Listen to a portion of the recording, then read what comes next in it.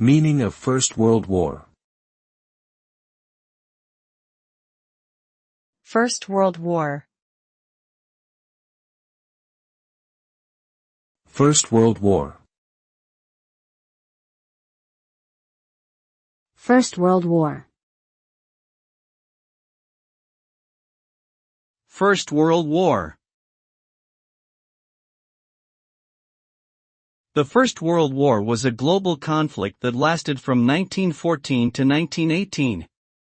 It was fought primarily in Europe and involved many of the world's major powers. The war resulted in the deaths of millions of people, both military personnel and civilians. It also had a significant impact on the political and social order of Europe, with the collapse of several empires and the rise of new states.